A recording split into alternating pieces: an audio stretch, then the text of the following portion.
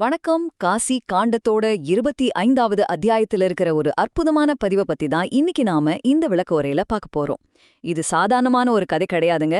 சாட்சாத் சிவபெருமானோட புனித நகரமான காசியோட ரகசியங்களை நமக்கு உணர்த்துற ஒரு மிக உன்னதமான தெய்வீக சந்திப்பு. நேர விஷயத்துக்குள்ள போயிடலாமா? ஓம் நம பார்வதி பதையே ஹர ஹர மகாதேவா. ஞான பண்டித முருகனுக்கு அரோஹரா. எந்த ஒரு அவசரமும் இல்லாம நம்ம ஆன்மீக பாரம்பரியத்தோட முழுமையான அமைதியோட இந்த மூல நூலை நாம இப்போ ஆராயத் தொடங்குவோம். சரி, இப்போ நாம விஷயத்துக்குள்ள வரலாம். காசியோட பெருமைகளை கேட்டு அளப்பரிய பரவசமடைஞ்ச அகஸ்திய முனிவர் தன்னோட மனைவி லோபாமுத்ரையோட சேர்ந்து ஸ்ரீசைலத்தை வலம் வாராரு. அப்படி வலம் வந்து அவர் நேரா வந்து சேர்ற இடம் எது தெரியுமா? வர்ணிக்கவே முடியாத பேரழகு பொருந்திய தேவர்கள் வாழும் ஸ்கந்தவனம். அந்த ஸ்கந்தவனத்துக்கு அவங்க போனதும் பார்த்த அந்த காட்சிய இந்த நூல் விவரிக்கிற விதம் நிஜமாவே வார்த்தைகளுக்கு அப்பாற்பட்டதுன்னு. அங்க ஒரு பெரிய தங்க மலை வீற்று இருந்தது. அதோட பேரு லோஹிதகிரி.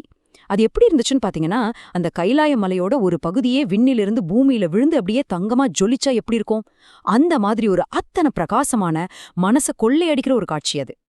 அந்த லோஹிதகிரி மனையோட குகைக்குள்ளதான் ஒரு மிகப்பெரிய ஆச்சரியம் காத்துட்டு இருந்தது. அங்கே கோடி சூரியன்கள் ஒன்னா உதிச்சது மாதிரி ஒரு அசாத்தியமான பிரகாசத்தோட கையில ஞானவேலேந்தி வீற்றிருந்தான் ஷடானனன். அதாவது 6 முகங்களைக் கொண்ட சாட்சாத் முருகப்பெருமான். அந்த தெய்வீக காட்சியை கண்ட மாத்திரத்திலேயே அகஸ்தியரும் அவர் மனைவி லோபாமுத்ரையும் சற்றும் யோசிக்காம தரைமட்டமாய் விழுந்து சாஷ்டாங்கமா நமஸ்கரிச்சாங்க. அப்படியே எழுந்து நின்ற அகஸ்தியர் கைகளை கூப்பியபடியே ரொம்பவும் பக்தியோட முருகனை போற்றி துதிக்கத் தொடங்குறாரு. வேத சூக்தங்களாலேயும் தன்னோட இதயத்தின் ஆழத்திலிருந்து வந்த வார்த்தைகளாலேயும் அவர் செஞ்ச இந்த ஸ்கந்த ஸ்துதி பக்தியோட உச்சத்தையும் உண்மையான பணிவையும் எவ்வளோ அழகா காட்டுதுன்னு இந்த நூல் தெளிவ சித்தரிக்குது. சொல்லப்போனா இந்த பணிவுதான் நம்மள மாதிரி சாதாரண மனிதர்களையும் பரம்பொருளோட இணைக்கிற பாலமா அமையுது. இது மிகச் சிறப்பா எதை விளக்குதுன்னா, முருகப்பெருமானோட எல்லையற்ற சக்தியையும் அதே சமயம் அவருடைய ஆழமான வைராக்கியத்தையும் தான். தேவகணங்கள் வணங்கும் பாதங்களே கொண்டவரே, தாரகாசுரனை வதம் செய்தவரே, அன்னை பார்வதியின் இதயத்திற்கு ஆனந்தம் தருபவரே, அருவமும் உருவமும் ஆனவரே, மயில் வாகனரே, திசைகளையே ஆடையாகக் கொண்ட திகம்பரரே, சரவணப் பொய்கையில் உதித்த மாவீரனே அப்படின்னு அகஸ்தியர் தியான நிலையில ஒவ்வொரு வார்த்தையா உச்சரிக்க முருகனோட முழுமையான பெருமையும் அப்படியே வெளிப்படுது. இந்த அற்புதமான துதியை கேட்ட முருகப்பெருமான் ரொம்பவே மகிழ்ச்சி அடைஞ்சாரு. முனிஸ்ரேஷ்டரே எழுந்திருங்க அப்படின்னு சொல்லி அகஸ்தியரை அன்போடு தன் பக்கத்துல உட்கார வச்சாரு. விந்திய மலையோட அகந்தைய அடக்கிட்டு, சிவபெருமான் காக்கும் காசி மாநகரிலிருந்து நீங்க வரீங்கங்கிறது எனக்கு தெரியும் அப்படின்னு சொல்லிட்டு சிவபெருமானோட அந்த புனிதமான காசி நகரத்தின் இணையற்ற மகிமைகளை முருகப்பெருமான் அகஸ்தியருக்கு விவரிக்கத் தொடங்குறாரு. இங்க நாம கவனிக்க வேண்டிய ரொம்பவே சுவாரஸ்யமான ஒரு ஒப்பீடு இருக்கு. முருகப்பெருமான் ரொம்ப தெளிவா சொல்றாரு, இந்த பூமியிலோ பாதாளத்திலோ ஏன் உன்னத பிரம்மலோகத்துல கூட காசிக்கு இணையான ஒரு இடத்த, அத்தனை புனிதமான ஒரு இடத்த நான் கண்டதே இல்ல. அகில உலகத்தையும் அண்ட சராசரங்களையும் விட காசி விஸ்வநாதரோட நகரம் எத்தனையோ மடங்கு உயர்ந்தது அப்படிங்கறத இந்த வரிகள் ரொம்ப ஆழமா பதிவு செய்யுது. இத கொஞ்சம் கவனமா கேளுங்க, இதுதான் ரொம்ப முக்கியமான விஷயம். எப்போதும் தனித்து சஞ்சரிக்கும் நானே இந்த காசி மாநகரத்துல நிரந்தரமா வாழும் பாக்கியம் கிடைக்காதான்னு இன்றும் உக்ரதவம் பண்ணிட்டு இருக்கேன்னு சொல்றது வேற யாரும் இல்ல, சாட்சாத் முருகப்பெருமான் தான். கொஞ்சம் நினைச்சு பாருங்க, ஈசனோட மகனுக்கே காசில வாழ தவம் தேவைப்படுதுன்னா, காசி வாசம்ங்கிறது நாம செய்யற சாதாரண புண்ணியங்கள்னால மட்டும் கிடைச்சிடாது. அதுக்கு சிவபெருமானோட முழுமையான அருட்பார்வை கண்டிப்பா இருந்தாகணும்.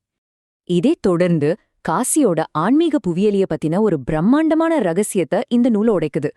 இதுவரைக்கும் நாம காசிய பூமியில உள்ள ஒரு நகரமா தான் பார்த்திருப்போம். ஆனா இப்ப நம்ம பார்வைய இந்த பூலோகத்திலிருந்து சற்றே மேல உயர்த்தி அந்த அகண்ட பிரபஞ்சத்தோட கோணத்திலிருந்து, தேவர்களோட பார்வையிலிருந்து காசிய நாம பார்க்க போறோம். இந்த விஷயம் எப்படி இன்னும் ஆழமா போகுதுன்னு பாப்போம். இந்த நூல்ல குறிப்பிட்டிருக்கிற ரொம்பவே ஆச்சரியமான தகவல் இதுதான். காசி உண்மையில இந்த சாதாரண பூமியில ஒட்டவே இல்லைங்க. அது அந்தரமா ஆகாயத்துல ஈசனோட திரிசூல முனையில நிக்குது. கேட்கவே ரொம்ப ஆச்சரியமா இருக்குல்ல? ஏன்னா சாதாரண மனிதர்களோட கண்ணுக்கு இது ஒருபோதும் தெரியாது. தூய்மையான மனசும் நுட்பமான பார்வையும் கொண்ட மாபெரும் யோகிகளுக்கு மட்டுமே காசியோட இந்த உண்மையான அந்தரத்துல மிதக்கிற ரூபம் போலப்படும்.